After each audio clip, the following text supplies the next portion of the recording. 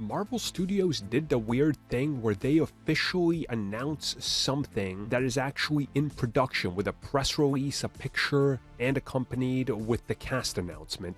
This, again, is very strange for Marvel, but in this case it makes sense because this is a brand new series, and of course we are talking about Marvel's Echo. So this isn't one of those scooper stories or anything like that. This is the official thing. Marvel and Disney officially published a press release from Marvel.com, even including our first image of Echo. And they confirm that the star of Echo would be returning from Hawkeye, which obviously makes sense. They weren't going to recast her. But also they confirmed that this is going to be a story that sees her kind of pull back from this and try to find herself. And we see a couple of returning cast members such as her father, meaning that we're probably going to get flashbacks and all that.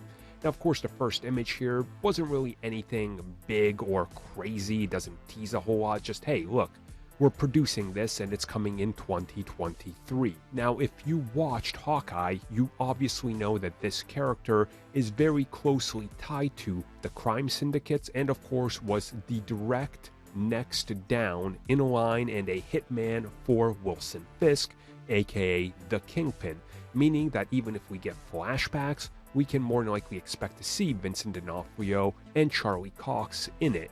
Now, Charlie Cox would probably be more towards the modern day setting because again, in the comics, just like what they're doing here, he ends up taking her under his wing as a sort of sidekick slash pupil to teach her how to utilize her power and her abilities, and obviously her disabilities, and I put that in quotation marks, and how to use them for good. So they can kind of jump back and forth between time periods, show the new teachings as opposed to the old teachings by Wilson Fisk, and then we kind of get the best of everything. You kind of bring these characters back into the fold, you tie it way closer into Echo as a character, what she has to do, and of course they even tease in this that they're going to explore more of the Native American origin and everything, which I'm absolutely in love with, and I cannot wait to see more of that. It's one of those things that's always fascinated me as a kid, was Native American traditions, all the different tribes, how and why they believe in what they do, and even why they have like these different factions that don't necessarily line up with each other's beliefs and everything, but they're still kind of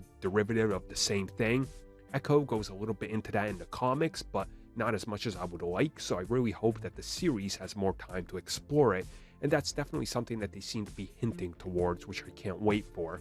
So overall, it's pretty good to have our first look, and I'm excited. I know not many people are going to be, but again, this comes as a result of why can't we just have more of the popular characters we love that everybody loves. But again, I don't know how many times it needs to be brought up.